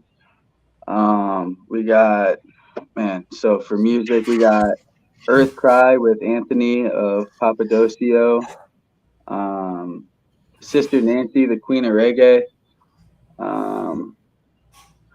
The list goes on. We got Mendo Doe. Mendo Dope Boys for sure. Man, they've been coming to Michigan a lot, haven't they, over the last? Yeah, they definitely are a vibe. They kind of created a home inside of our festival, so it's pretty cool. Yeah, I was able to have a song written for the caregivers. That's basically the idea behind the song anyway. It was kind of a caregiver anthem, but I think it's become kind of a everybody's anthem kind of song. But it's called Deeper Roots, and you get an opportunity, definitely check it out. Those guys are really cool, man. I've never got a chance to hang and talk to them or anything like that, but I've been around, I've seen them in some of these events, and been on a Medical Mondays one time. A couple of them came on and talked for a while. Those guys create new stuff all the time, and they create stuff based on what's going on, and they just reflect their experiences and stuff. And I dig that.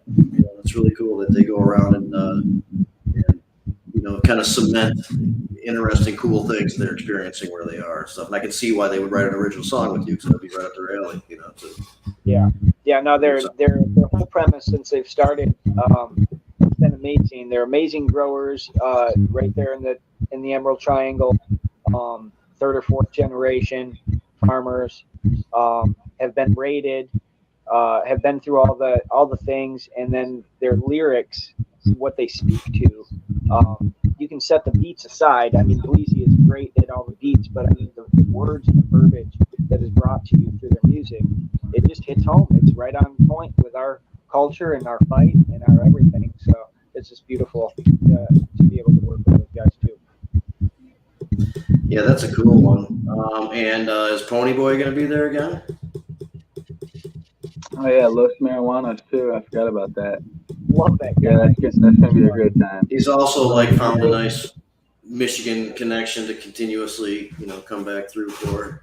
Yeah, he definitely loves the vibe. Yeah, that music parodies that he puts together are just, if you're not vibing with that, you probably should burn one more, and then you'll probably like the song. We got Cincy coming, Leaf, Skunk Magazine. Gonna be we got Growcast coming out. Skunk Magazine might become more important, or should be, or maybe it already is. But I know we talked about High Times. It's really important historically, and I know Danny Danko's going to be there, who was there up until 3 or so years ago. Now he's got Northwest Leaf, or Northeast Leaf, I think it's called, right? Sure, just life in general. There's just different chapters. Yeah. Okay. And that kind of stuff, but it's really changed. They've been through different leadership, and now they're trying their hands in the industry itself. They do some weird I mean, I guess it's fun for a lot of people, but it's totally different from any of us that used to participate in the old days with the cups and stuff. It's kind of like just kind of silly now comparatively, I guess, but people still have fun with it. I don't want to take away from it, but like they change. Last time I wrote an article for Skunk Magazine, it was a horrible experience. And it I published. remember that. I kind of remember that. I guess my point is, skunk might be a little bit more important given the decline of high times, but maybe. Well, not. Skunk has that distribution network. They're in Barnes and Noble. They're in grocery stores and stuff. I always liked Skunk because they highlighted organic growing more, because they had the Rev as one of their editors. He's an OG organic grower. He created the CLO Guide to Organic Growing. And, they've had some seriously historically significant people come through those ranks. They still do. Vivian, was it Vivian Peak? And shout out Julie, honestly. She's great. I love her. She's always showing me nothing but love. The former guy, what's his name? John Brigados. I mean, he came and hung out with us in Michigan for a while, and Sharmy did some work with him too. For a while, I've been in Skunk a couple of times, I guess, myself. Just with high times changing, to still have something, though. I mean, maybe they have some improvement to do, but to have something like that that's going to talk about that stuff and not, just take a departure in what they're doing.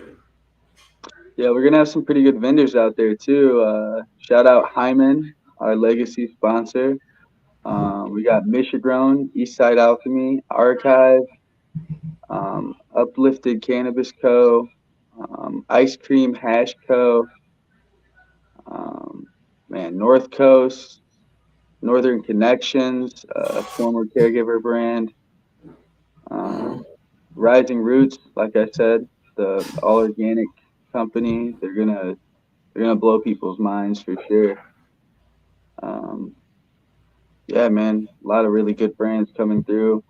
It's going to be a chance for the community to actually talk to the people that know about the product, because that's something that we're lacking as well. Is there like a central retailer and all the products on are like offshoot booths and where you can purchase them, but they're just each booth will have their brand. Yeah, each booth will have its own POS. So right. So whatever brand you want, you can just get it right there. Yeah. And that's cash or card. So that works. That's nice and convenient. I mean, some of these started off with some good ideas, but you had to like see what you wanted maybe at one booth and then get it from a central location, later on. So much nicer to have it like that. Sounds like like you guys have like really have a nice, like a perfect background leading up to this event. Like so many different components of things that are necessary for this to happen. You kind of had some experiences with along the way, and absolutely. And you're bringing it all together to go for this one. It's really exciting. I'm still very happy about being a part of it. I'm happy that Josh is coming out, that Rick is going to be there, that Al's going to be there, and get to see Captain Kirk again. Shout out Captain Kirk. That's one hell of a guy. Yeah, for sure. What a giving person, man. He's helped us a lot with the organization of Legacy Michigan, honestly. And I credit a lot of the awesome people that are a part of it to Captain Kirk, just going out of his way to make sure we had the right people come out. A lot of gratitude. Nice dude. Yep. And I got to see him for the first time in a while too. This recently. With Brandy and great people. Oklahoma for a little bit. They did that boat ride with Al. We didn't make it because we went to go to work, but they went on to do that boat ride that he was discussing. And then Michael Toohey joined him, so you had Al Witt and Michael Toohey and Captain Kirk on the same boat with some other friends. So that's awesome. Shout out to that boat. Out that day. I was That boat was challenged that day, but they made it through. Oh yeah, those are three big human beings, man. Yeah. So good for those guys, though. Toohey's fucking huge. Blew my mind. I didn't know how big he was. Yeah, man. He's tall. He's got tallness and girth. His hands are like this big, massive. he could have been to the NFL for sure. Yeah. But yeah, leading up to this this whole thing, you know, it has been a lot of preparation, a lot of practice, so to speak, you know, with previous things. And that's kind of the approach that we wanted to take versus jumping in right in last year. You know, we kind of watched what happened last year with the different things, and this year we're able to come into it with a little more foresight of, you know, the industry, of the event side of the things, because it is different. It's not the same as a dispensary. It's not the same as a grow facility. It's not the same as a processing center. It's kind of an all encompassing thing, and then you have all these entertainment factors, and when you put in camping, and you have all these moving parts. And I feel like collectively as a group, we were able to see that amongst ourselves in our practice, so to speak, and definitely in a position to do something great, you know, in this space. So, Right on. So that noise is going on pretty tough. I don't know if there's any fix for it or whatever, but Yeah, we're losing you, Rick. It sounds like what's there's a fan directly on your speaker. yeah, but maybe that's coming through somehow. But anyway, good information nonetheless. Just wanted to throw that out there. And last night on Medical Mondays, Jaden was on there. Jay Carter, son of Amy Carter, and there is some question as to whether or not he could come and share his story, because at this sanctioned event, it's for 21 and over. And if somebody's going to be a part of entertainment or the panel discussion or something like that, like other events, sometimes those people might not meet the age requirement, but they're allowed to be there because of the entertainment aspect of it. Maybe something like that could be the case. Otherwise, we may have to catch up somewhere else. But he's got such a great story that I've seen that guy when he couldn't function because he was in the midst of his condition overwhelming him all the time. And his mother freaking out, trying out many different things and that kind of stuff. To looking at him as he was last night on the show, all relaxed, smoking one, able to answer all these questions about, his situation and eager to let other people know about it and stuff like that. It was just really cool. I hope he does make it. If not, we'll have to maybe get his story out a little bit otherwise. And we do talk about Jaden's Law, which is legislation that would allow grade school kids to take their cannabis medicine on school grounds, along with others, kids who take whatever medicine that they need to, and have it distributed the same way and normalize it. So we want to support that also. But I hope he can make it. There's that little question about the rules and stuff, if he could possibly participate. I did get that email back today. Oh, you did? Okay, yeah. What's going on? So meaning he asked the CRA, here are the circumstances. What do you think? Well, their response was that they are determining 21 and I over. can't hear you, Rick. You need to do something with your speaker. But what he did say was that their response was it's 21 and over, and that's it. And that's what you would expect from from the bureaucrats that are enforcing a rule. Right. And so that puts us in a position where we have to make them understand and work on that, obviously.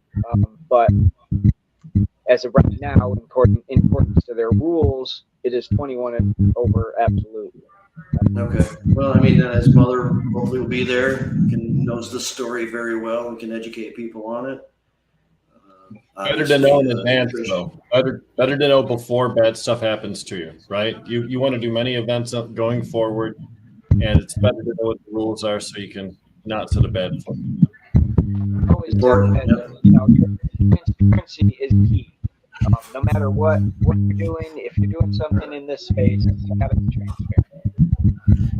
You got to be transparent. You're saying, which I agree. The sound is horrible, man. We'll work with it though, because you're getting good information out, but the sound's annoying. It almost sounds like it was getting worse while you were talking there. But you got to be transparent. If you do something wrong, the state's usually okay with it, especially if it wasn't intentional and you are trying to work out of it and you're communicating with them.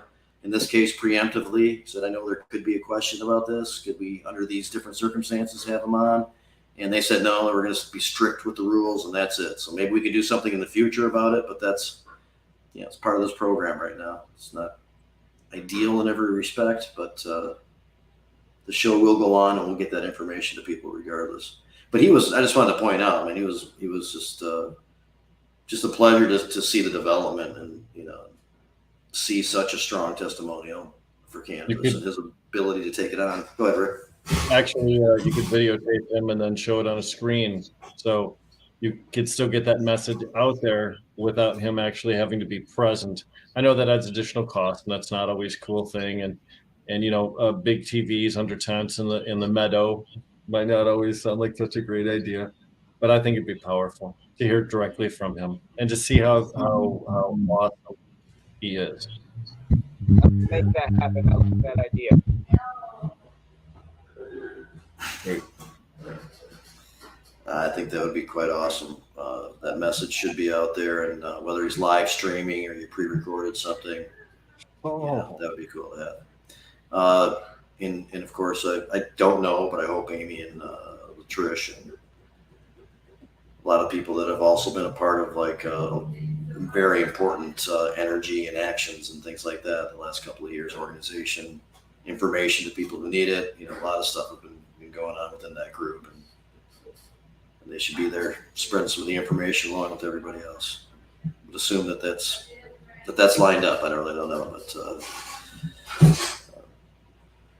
again, looking forward to it, hanging out with all those people, just learning new stuff, being able to offer some info, and just having fun connecting, with good people.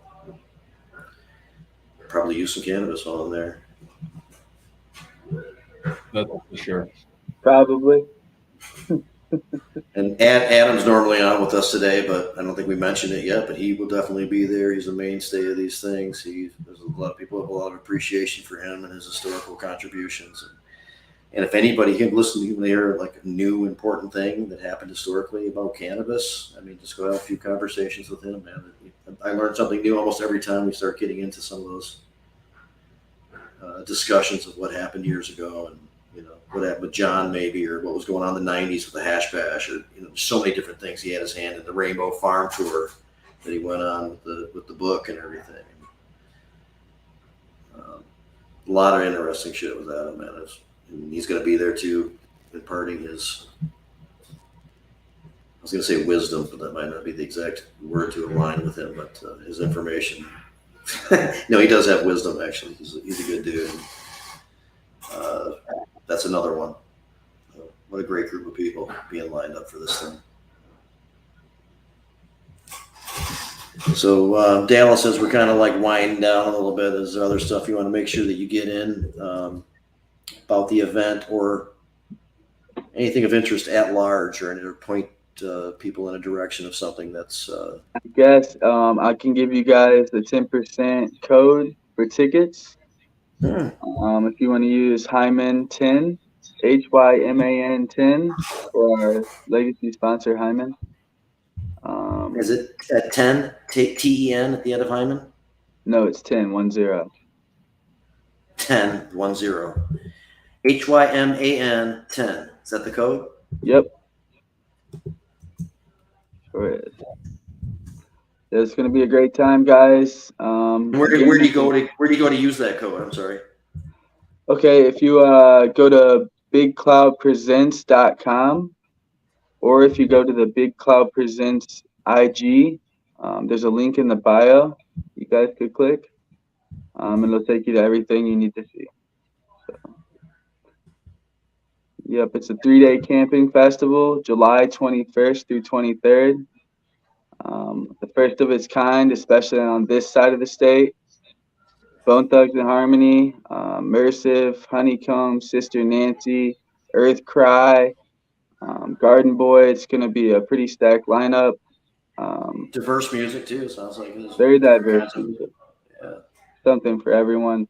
There's going to be a late night silent disco. All sorts of cool stuff. So that's like people are wearing headphones. and they're listening to the music, a group of them, they're dancing around and stuff, but nobody else hears it because they're all wearing headphones. It's Yeah, silent. and then there's DJs and they're color coordinated, and so are the headphones. So like, say this DJ is blue, it'll be blue if they're listening to them, or say that DJ is green. So like, they're all like That's kind of. cool shit. It's pretty cool. That's It's a unique cool vibe. shit. Well, much appreciated. Hope people take advantage of this code. We got a little while before the event. Maybe we'll come on and do another code before the event, depending on if there's tickets available or not. And Absolutely, I would like to give you some tickets to give away too. hell yeah, man. Let's do it. We'll do this again soon, and we'll pump it up again too, man. I'd like to get a lot of people out there. Looks like Rick's connection is just not that great. I don't know if he's going to be able to say goodbye to us or wrap anything up, man. But that is available for you, Rick, if you can get in. Yeah. I'm sure he's going to say all types of great shit. Thank you for having us on. Yeah, man, of course. We'll do it again. And thank you for all the stuff that you do, and parlaying that into this opportunity for a lot of people to come together and have fun and learn some good stuff. And that's what I'm looking forward to. Absolutely, man. We're excited to have the community out, and we're grateful. So Rick's ducking because he can't get back on, but man, we heard most of what he said, and it was all very good. And say hi to everybody else on the team, and absolutely really appreciate it. And we're getting the end of the time, so with that, I'll turn it over to Rick Thompson to wrap us up. I'm pretty exhausted, so I'm just going to go quickly. I won't be joining the show next week because I have some medical procedures going on. I hope to rejoin the show the week following. Be good to each other. Remember, it was just Juneteenth, so don't forget to learn about our history, our true history here in the United States of America, not just with Juneteenth issues, but also with cannabis prohibition. Learn the truth, tell the truth, and support people who do the same. That's my message. That's solid enough and much appreciated, and obviously positive vibes for all the stuff that you're going to be going through coming up. Yeah. And really appreciate everybody who came on today. Al, Rick Anstis, Dallas, everybody who didn't, Adam, everything's okay. And back again next week. We'll be Rickless, but we'll still be here. And we'll see everybody then. Thanks a lot. See you guys. Peace, guys.